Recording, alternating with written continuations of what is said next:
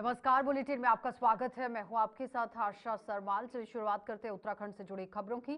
मुख्यमंत्री पुष्कर सिंह धामी एक दिवसीय दौरे पर आज चंपावत पहुंचे और इस अवसर पर उन्होंने बनबसा क्षेत्र में ही चल रही यहां लैंडपोर्ट स्थलीय निरीक्षण किया है और निरीक्षण के दौरान मुख्यमंत्री ने परियोजनाओं की प्रगति का जायजा भी लिया और अधिकारियों को कार्य की गुणवत्ता और समयबद्धता सुनिश्चित करने के दिशा निर्देश दिए।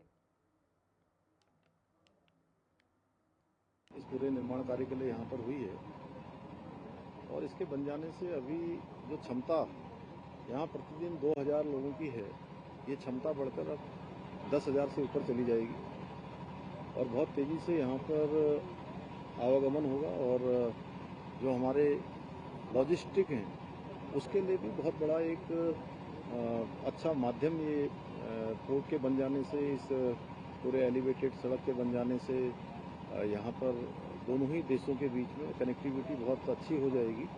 इससे निश्चित रूप से आसपास के क्षेत्र में एक बड़ा इंफ्रास्ट्रक्चर यहाँ बन रहा है, भारत में भी और नेपाल में भी। इससे दोनों देशों के संबंधों में भी बहुत मजबूती आएगी और हमारा रोटी बेटी का संबंध नेपाल से है। इस सीमांत क्षेत्र में इस प्रकार की कनेक्टिविटी बढ़ जाने से जो अन्य मार्ग, छोटे छोटे मार्गों का जिन व्यापारियों को करना पड़ता था, आना जाना पड़ता था, कठिनाइयों का सामना करना पड़ता था, यहाँ पर अब आसानी से लोग आ जाएंगे और बहुत आसान यहाँ पर कनेक्टिविटी हो जाएगी। मैं इस क्षेत्रवासियों को भी और आदरणीय प्रधानमंत्री जी को, नरेंद्र मोदी जी को बहुत धन्यवाद करता हूँ इस सीमांत क्षेत्र की जनता की तरफ से, उत्तराखंड राज्य की तरफ से। धार्मिक, सांस्कृतिक व वाइल्ड लाइफ पर्यटन को लेकर भी तमाम संभावना है और प्रयास लगातार कर रहे हैं। चंपावत जिले में आज शारदा कॉरिडोर को लेकर भी आप तो उसको लेकर के देखिए, ये क्योंकि माँ पूर्णागिरी का धाम है, माँ शारदा का तट है, यहाँ पर प्रत्येक वर्ष तीर्थयात्री, श्रद्धालु, भक्तगण बड़ी संख्या में आते हैं और लगभग ये आंकड़ा 30 लाख से ऊपर जाता है।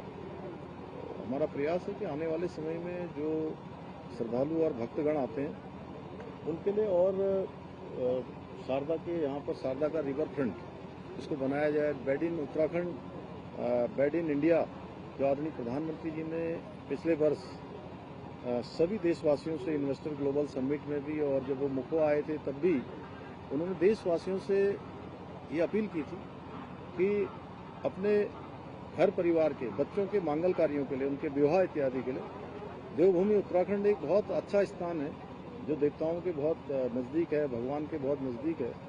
तो हम उसको उसी तर्ज पर जहाँ शारदा रिवर फ्रंट, ये पूरा टनकपुर, चूका, बूम, इसके आसपास बनबसा, टनकपुर, ये पूरे क्षेत्र को इसके अंदर आच्छादित कर रहे हैं। इसके लिए पूरी तैयारी हमारी चल रही है और ये प्रक्रिया हमारी गतिमान है। इसी प्रकार से चूका का क्षेत्र है, बूम का क्षेत्र है, श्यामलाताल का क्षेत्र है, बयानधुरा बाबा का स्थल है, आगे जाके माँ बाराही का स्थल है, रणकोची मैया का स्थल है और हमारा मायावती आश्रम है। ये सारे स्थान और अनेक देव स्थान यहाँ पर इस पूरे जनपद में हैं। ये सारे के सारे चूँकि ऐसे स्थान हैं जो लोगों को देखने चाहिए, यहाँ आना चाहिए, तो उसके लिए हम व्यवस्थाएं बना रहे हैं, उसके इंफ्रास्ट्रक्चर इस दिशा में डेवलप कर रहे हैं जिससे कि लोग केवल एक दिन का कार्यक्रम केवल। पुष्कर सिंह धामी ने अपने चंपावत दौरे के दौरान टकनपुर का भी दौरा किया और इस दौरान उन्होंने शारदा कॉरिडोर परियोजनाओं का स्थलीय निरीक्षण किया और परियोजनाओं की प्रगति की जानकारी भी ली। मुख्यमंत्री ने अधिकारियों को निर्देश दिए कि कार्य गुणवत्ता पूर्ण और समयबद्ध तरीके से पूरा किया जाए। उन्होंने कहा कि ये परियोजनाएं केवल एक आर्थिक क्षेत्र और लॉजिस्टिक विकास में महत्वपूर्ण योगदान देंगी और सीधा सीधा लाभ भी जनता को देंगी। साथ ही उन्होंने ये भी स्पष्ट किया कि जनता को परियोजनाओं के लाभ जल्द से जल्द मिले और किसी भी प्रकार की देरी ना हो। अधिकारियों ने परियोजनाओं की वर्तमान स्थिति और आगामी कार्य योजनाओं की जानकारी भी दी। अधिकांश जो भाग है लगभग 70%। पंडित जी इधर आइए, खड़े होकर इधर आइए। आज इतनी जनता को आपको दिखाना इसलिए जरूरी है कि आप ही रिवर फ्रंट बनाने में प्रमुख भूमिका निभाने वाले हैं। श्री सुभाष पांडे जी, अन्य इनके सभी अधिकारी, हमारे पुलिस अधीक्षक श्री अजय गणपति जी। मैं सबसे पहले तो इस विशिष्ट कार्यक्रम में उपस्थित मेरे चंपावत क्षेत्र के सभी मेरे परिवारजनों का मैं हृदय से आप सबका स्वागत करता हूं, आप सबका अभिनंदन करता हूं।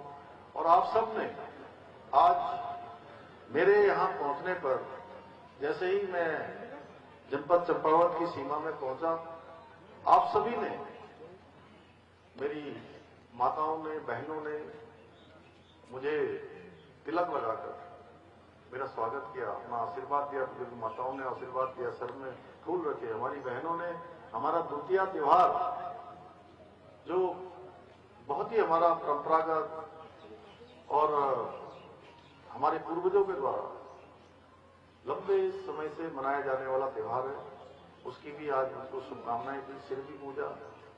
तो मैं आप सबका, आपने जो मेरा स्वागत किया, अभिनंदन किया, माताओं बहनों का भी, मैं सभी का अपने हृदय से आप सबका स्वागत करता हूँ, आपको प्रणाम करता हूँ। मेरे लिए आज ये बहुत सौभाग्य की बात है कि मुझे आज जनपद चंपावत के 19 करोड़ से अधिक विभिन्न परियोजनाओं का आज यहाँ पर शिलान्यास करने का शुभ अवसर प्राप्त हुआ। मुझे विश्वास है कि आने वाले समय में ये सभी योजनाएं जब ये पूर्ण हो जाएंगी तो निश्चित रूप से ये आने वाले समय में इस क्षेत्र में विकास और प्रगति के एक स्तंभ के रूप में यहाँ के लोगों के लिए बहुत उपयोग में आने वाली है। भाइयों बहनों, अभी मैंने शारदा कॉरिडोर परियोजना के साथ ही शारदा घाट के कुछ पुनर्विकास कार्यों का भी यहाँ पर शुभारंभ किया है। ये केवल एक परियोजना की शुरुआत भर नहीं है, बल्कि ये हमारी आस्था, हमारी धरोहर और हमारे विकास के प्रति हमारा एक संकल्प है, हमारी एक प्रतिज्ञा है कि यहाँ पर शारदा रिवर फ्रंट बनेगा।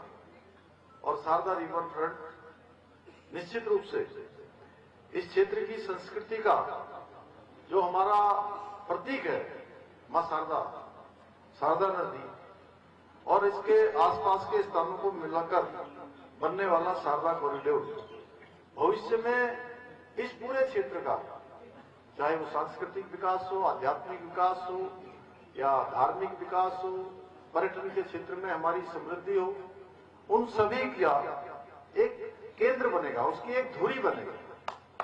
और मां पूर्णागिरी के और मां शारदा के आशीर्वाद से ये कार्य हमारा आगे बढ़ेगा।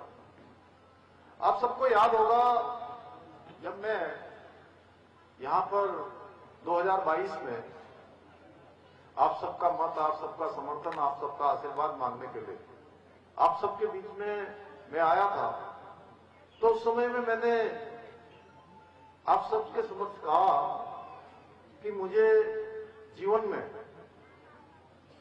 जो भी कुछ सीखने को मिला, करने को मिला, जो अनुभव मिला, कहीं भी काम करने का अवसर मिला, विभिन्न विभिन्न दायित्वों पर जिम्मेदारियां आगे बढ़ाने का अवसर मिला, वो मां शारदा के आशीर्वाद से मिला। और मां शारदा के साथ ही मैं बड़ा हुआ। इसी मां शारदा में कूदते, फांदते, नहाते, दिन भर धूप में बैठते।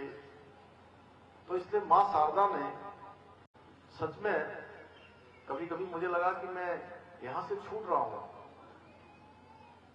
चुनाव का परिणाम आया, आपको पता है, खटीमा का। तो मुझे लगा कि मैं शारदा से दूर चला जा रहा हूं। मैं दोबारा मेरे केंद्रीय नेतृत्व ने, मेरी पार्टी ने मुझे फिर से मुख्यमंत्री की जिम्मेदारी दी, लेकिन मां शारदा ने मुझे अपने से दूर नहीं किया।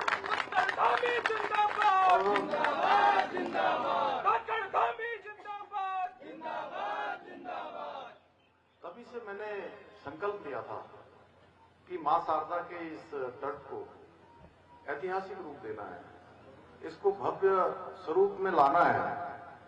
और मेरा मन ये सोचकर अत्यंत भाव विभोर हो जाता है जब मैं मां शारदा का स्मरण करता हूँ, मां गंगा का स्मरण करता हूँ, मां शारदा का स्मरण करता हूँ, यमुना जी का स्मरण करता हूँ।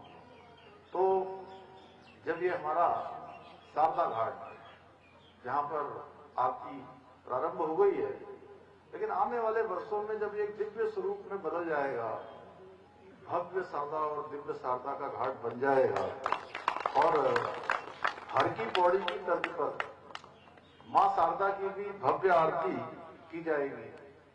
तो सच में केवल अभी उसका अंदाजा जब मैं लगाता हूं तो आप सच में आप सब भी अगर अंदाजा लगाए, थोड़ा सोचिए कि जब मां गंगा का जो हर की पैड़ी का घाट है उसकी तरह यहां भी आरती होनी प्रारंभ हो जाएगी, तो इसका स्वरूप कैसा हो जाएगा।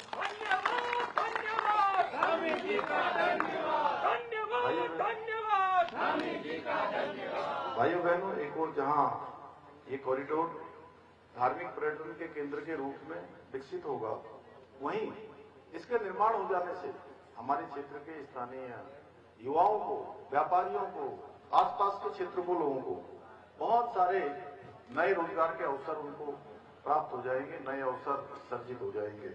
इसके अलावा शारदा कॉरिडोर भारत नेपाल मैत्री का भी एक आध्यात्मिक सेतु भी बनेगा। दोनों देशों को जोड़ने में भी इसकी बहुत महत्वपूर्ण भूमिका होगी। आज मैंने लैंडपोर्ट बनबसा का भी निरीक्षण किया है। ये एक ऐसी परियोजना है जो उत्तराखंड और नेपाल के बीच परस्पर सहयोग के नए युग का सूत्रपात होगा। अभी तक जहां प्रतिदिन नेपाल जाने वालों और आने वालों की संख्या 2,500, 3,000 होगी, इसके बन जाने के बाद ये संख्या 10-12 हजार पहुंच जाएगी प्रत्येक दिन। और जो 1,000, 1,500, 2,000 वाहन आज जाते होंगे, ये वाहनों की संख्या भी 100-200 बड़े वाहन जाते होंगे। आने वाले समय में ये संख्या हजारों में पहुंच जाएगी। हजारों में बड़ा लैंडपोर्ट बन जाएगा। और जब ये प्रारंभ हो जाएगा लैंडपोर्ट, तो भारत और नेपाल के बीच व्यापार और यात्री। मुख्यमंत्री पुष्कर सिंह धामी ने खटीमा कैंप कार्यालय में आयोजित मुख्य सेवक युवा संवाद कार्यक्रम में युवाओं से संवाद करते हुए कहा कि उत्तराखंड का भविष्य युवाओं के संकल्प और परिश्रम पर ही टिका है। उन्होंने कहा कि जब युवा ऊर्जा, उम्मीद और सकारात्मक सोच से भरे हों तो राष्ट्र को आगे बढ़ने से कोई नहीं रोक सकता। मुख्यमंत्री ने युवाओं से आह्वान किया कि वे लक्ष्य निर्धारित कर दृढ़ इच्छा शक्ति के ही साथ आगे बढ़े और उत्तराखंड को देश का सर्वश्रेष्ठ राज्य बनाने में अपनी भूमिका निभाएं। उन्होंने कहा कि आज भारत की प्रगति एक साबित ये बात कर रही है कि हमारा युवा सजग, नवोन्मेषी और राष्ट्र निर्माण के प्रति समर्पित है। मुख्यमंत्री ने प्रधानमंत्री नरेंद्र मोदी के 2047 तक विकसित भारत के विजन का उल्लेख करते हुए कहा कि युवाओं की एकजुटता, आत्मनिर्भरता और नवाचार ही इस लक्ष्य की सबसे बड़ी शक्ति है। उन्होंने ये भी कहा कि युवा शक्ति ही भारत को विश्व गुरु के पद पर पुनः आसीन कर सकती है। तो भाजपा राष्ट्रीय सह कोषाध्यक्ष और राज्यसभा सांसद नरेश बंसल ने जानकारी दी है कि प्रधानमंत्री नरेंद्र मोदी की प्रेरणा से ही देश भर में आयोजित सांसद खेल महोत्सव के तहत उत्तराखंड में भी एक भव्य आयोजन किया जाएगा, जिसमें ये महोत्सव 27 अक्टूबर से 25 दिसंबर तक चलेगा और इसका शुभारंभ देहरादून से होगा, जिसमें मुख्यमंत्री मुख्य अतिथि के रूप में शिरकत करेंगे। सांसद खेल महोत्सव का उद्देश्य प्रदेश की युवा प्रतिभाओं को एक उचित मंच प्रदान करना है, जिससे वे अपनी छवि यहां सही से आगे रख सकें और छिपी हुई क्षमताओं को प्रदर्शित कर सकें। प्रदेश भर में आयोजित होने वाली विभिन्न खेल प्रतियोगिताओं में खिलाड़ी अपनी प्रतिभा के साथ भाग लेंगे और प्रतिभागी के साथ साथ प्रतियोगिता के माध्यम से नई पीढ़ी में खेलों के प्रति उत्साह भी बढ़ेगा। तो इस आयोजन से उत्तराखंड की युवा प्रतिभाएं निखर कर सामने आएंगी और खेलों में प्रदेश का गौरव भी बढ़ाएंगी। प्रधानमंत्री जी ने पूरे देश भर में ये घोषणा की थी कि सभी सांसद 21 सितंबर से 25 दिसंबर तक सांसद खेल प्रतियोगिताएं कराएं। उस कड़ी में सब जगह प्रतियोगिताएं हो रही है। 29 अगस्त से इसका रजिस्ट्रेशन प्रारंभ हुआ था। तो मेरा नोडल जिला देहरादून होने के कारण देहरादून में जो खेल प्रतियोगिताएं प्रारंभ होगी 27 अक्टूबर को उसका शुभारंभ होगा। राजीव गांधी नवोदय विद्यालय में उसका उद्घाटन कार्यक्रम है और माननीय मुख्यमंत्री जी उसके उद्घाटन कार्यक्रम में रहेंगे। ऐसे सब प्रधानमंत्री नरेंद्र मोदी की रोजगार मेला पहल के तहत प्रदेश भर में 51,000 से भी ज्यादा युवाओं को नियुक्ति पत्र सौंपे गए हैं। इस अवसर पर प्रधानमंत्री ने वीडियो कॉन्फ्रेंसिंग के माध्यम से सीधे युवाओं को नियुक्ति पत्र प्रदान किए। राजधानी देहरादून में भी यहाँ 77वें रोजगार मेले का आयोजन हुआ, जिसमें डाक विभाग, भारतीय रेलवे और टीएचडीसी में ही चयनित युवाओं को नियुक्ति पत्र दिए गए। और इस पहल का उद्देश्य युवाओं को सरकारी क्षेत्रों में रोजगार के अवसर प्रदान करना और उनकी प्रतिभा को निखारना है। युवाओं में उत्साह और प्रसन्नता का माहौल देखने को मिल रहा है। रोजगार मेला में यहाँ उत्तराखंड में 200 अभ्यर्थियों को नियुक्ति पत्र दिए गए हैं, जिसमें डाक विभाग है, रेलवे है, एनएचडीसी है और सशस्त्र बल और विभिन्न बैंकों के कर्मचारियों को नियुक्ति पत्र। उधम सिंह नगर की जसपुर में धान खरीद को लेकर आज किसानों का गुस्सा फूट पड़ा और दिवाली के 3 दिन बाद की यहाँ आप देखिए जो छुट्टी थी, इसके बाद जब किसान धान से लदी हुई ट्रैक्टर ट्रॉली लेकर मंडी पहुंचे तो कमीशन एजेंट्स ने धान तोल बंद कर दिया और इससे नाराज किसानों ने मंडी गेट पर धरना दे दिया और सरकार के खिलाफ नारेबाजी कर दी। किसानों का कहना था कि तोल बंद करने से उनका बीज और खाद खरीदना मुश्किल हो जाएगा। वहीं राइस मिलरों और अधिकारियों से वार्ता के बाद तोल फिर से शुरू कर दिया गया। प्रशासन ने किसानों को आश्वासन दिया है कि खरीद की लिमिट जल्द बढ़ाई जाएगी। हमारी मांगे पूरी करो, पूरी करो, पूरी करो। हमारी मांगे पूरी करो, पूरी करो, पूरी करो। किसान की तोल तुरंत चालू करो, चालू करो, चालू करो। दीपावली, धनतेरस और भाई दूज की छुट्टी के बाद आज धर्मकांटा चालू हुआ है। किसान दूर दूर से सुबह ही आके खड़े हो गए थे।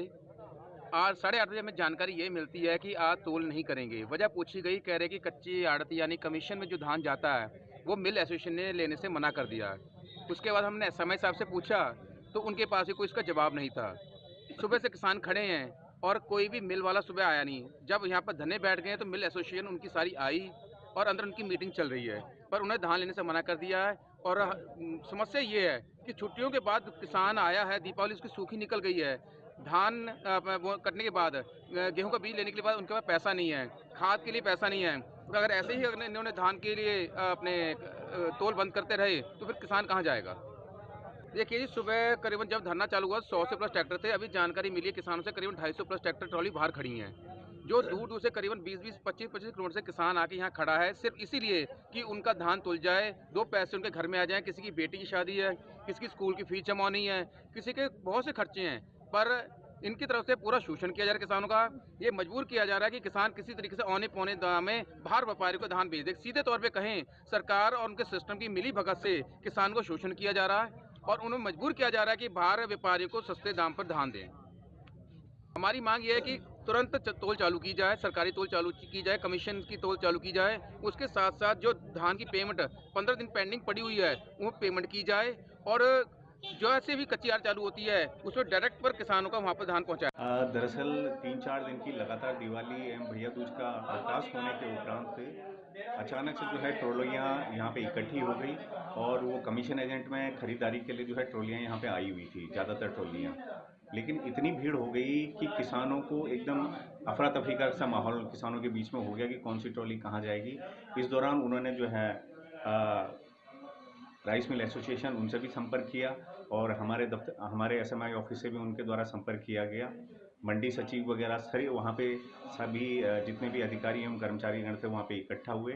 फिर सबकी एक मीटिंग रखी गई। वहाँ पे मीटिंग अच्छे माहौल में हुई। किसानों की मेन जो समस्याएं जो अपनी वो बता रहे थे वो ये थी कि यूसीएफ में टाइम पे पेमेंट नहीं होता है और यूसीएफ में धान तुलाई की लिमिट ख़त्म हो चुकी है। तो हमारे द्वारा अपने उच्चाधिकारियों से बात की गई और यूसीएफ के क्रय केंद्रों की लिमिट बढ़ाने के लिए उनसे बात की गई, जिसका हमें आश्वासन दिया गया कि आज यूसीएफ की सारी लिमिट बढ़ा दी जाएंगी एवं धान क्रय सुचारू रूप से जारी रहेगा। तो हरिद्वार में अधजली लाश का ब्लाइंड मर्डर केस पुलिस ने सुलझा लिया है। आप देखिए, ये अधजला शव था जिसका मामला सुलझाया गया है और जांच में पता चला कि हत्या यहां लव ट्रायंगल और व्यक्तिगत दुश्मनी के चलते की गई थी। आरोपी सलमान महिला की शादी करना चाहता था और जबकि मृतक विरोधी कर रही थी और साथ ही बताते जो ये मृतका हैं वो विरोध कर रही थी और विवाद में ही आरोपी ने महिला की हत्या कर शव को श्यामपुर से ही डीजल से जलाकर यहां फेंक दिया और पुलिस ने 300 से भी ज्यादा सीसीटीवी फुटेज और एएनपीआर कैमरों में सुराग जुटाए हैं और सीमा खातून नाम की महिला ने हत्या की बात स्वीकार कर ली है। श्यामपुर पुलिस ने आरोपी सलमान को गिरफ्तार कर लिया और एसपी सिटी ने मामले को सुलझाने में पुलिस की भूमिका सराही है। धनतेरस के दिन सुबह 18 तारीख को सुबह एक डेड बॉडी मिलती है और उस समय तक संभवतः एक महिला की डेड बॉडी हमें मिली थी, जिसमें उनको काफ़ी जला दिया गया था। उनके सिर्फ हाथ और पैर, हाथ के जो लगभग उनके पैर और हाथ के जो बिल्कुल एक्सट्रीम पार्ट्स है वो छोड़ के बाकी सारे पार्ट्स को जला दिया गया था। बाद में उसमें शिनाख्त की गई है, तो शिनाख्त करने पे ये पता चला कि वो एक महिला की डेड बॉडी थी और इसमें एक प्रेम प्रसंग के चलते उनकी हत्या की गई थी। उधम सिंह नगर में ये हत्या हुई थी, जिसमें बॉडी को हरिद्वार जिले में लाके डिस्पोज ऑफ किया गया और संभवतः साक्ष्य छुपाने की भी कोशिश की गई थी, इसीलिए इतनी दूर लाके उसमें डिस्पोज ऑफ किया था, बॉडी को जला दिया गया था। जो हमने अपने डिजिटल साक्ष्य एकत्रित किए उसके माध्यम से अक्यूज्ड सलमान और मेहरुनिसा दोनों को ही हमने एप्रीहेंड किया और जो बॉडी थी वो सीमा खातून की थी।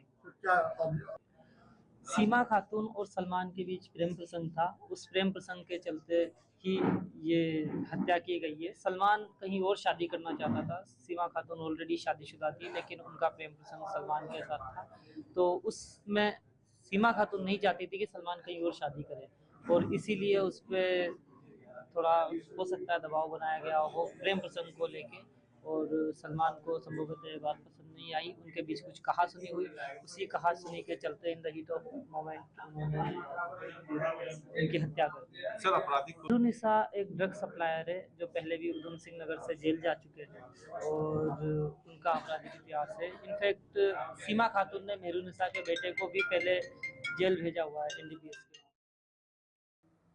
हरिद्वार जिले में एक बरसाती नदी कूड़े के ढेर में यहां तब्दील हो गई है और नगरपालिका और ग्राम पंचायत की लापरवाही के कारण ये नदी अवैध डंपिंग स्थल बन गई है और प्लास्टिक और पॉलीथीन खुले में पड़े हैं, जिन्हें गौवंश भी खाते देखे जा सकते हैं।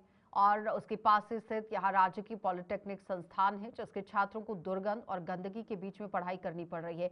कुछ तस्वीरें आपके सामने, जहां पर आप देख सकते हैं किस तरह से इसे डंपिंग यार्ड बनाया गया है और फिर वहां पर गौवंश भी है। तो संस्थान की प्रधानाचार्य कई बार विभाग को पत्र लिख चुकी हैं, लेकिन समस्या जस की तस बनी हुई है। तो घरों से कूड़ा उठाने वाली संस्था भी शुल्क लेने के बावजूद उचित निस्तारण नहीं कर पा रही है। तो साफ तस्वीरें भी ये बयां कर रही हैं, जिस पर कार्रवाई करने की जरूरत है। समस्या तो बहुत गंभीर है क्योंकि ये छात्र छात्राओं के स्वास्थ्य से जुड़ा हुआ है। यहाँ पे हमारे यहाँ 300 से अधिक छात्र छात्राएं हैं जो अध्ययनरत हैं और उनके स्वास्थ्य के साथ तो ये खिलवाड़ है ही, लेकिन जो लोग यहाँ पर स्टाफ भी है, लगातार यहाँ पर हम निरंतर कार्यरत हैं, तो उनके स्वास्थ्य के साथ भी ये बहुत ही चिंता का विषय है। इसके रिगार्डिंग हमने कई जगह नगर पालिका, शिवालिक नगर और ये जो सिडकुल प्रबंधन है और इस बार हमने जिलाधिकारी महोदय के साथ भी वार्ता की थी और उन्होंने हमें मतलब आश्वासन भी दिया था और उसके बाद उन्होंने कार्यवाही भी की। उन्होंने सिडकुल प्रबंधन और नगर पालिका शिवालिक नगर की मीटिंग लेते हुए एक अन्य स्थान इनको अलॉट किया था कि वो कूड़ा यहाँ न डाल करके वहाँ डालें और उसके लिए हमें नगर पालिका की ओर से आश्वासन दिया गया था कि 1.5 महीने के बाद हम ये कूड़ा वहाँ शिफ्ट कर देंगे, यहाँ नहीं डलेगा। लेकिन आज भी 3 महीने हो चुके हैं और इस रिगार्डिंग कोई भी इम्प्रूवमेंट, कोई भी काम नहीं किया गया है। रोज अभी भी वो कूड़ा यहाँ डालते हैं, जब हम शिकायत करते हैं तो उसको वो जेसीबी से और पीछे कर देते हैं, लेकिन डालना बंद नहीं हो रहा है, जिसकी वजह से हम बहुत ज्यादा परेशान हैं। इसके लिए किसको जिम्मेदार मानते हैं?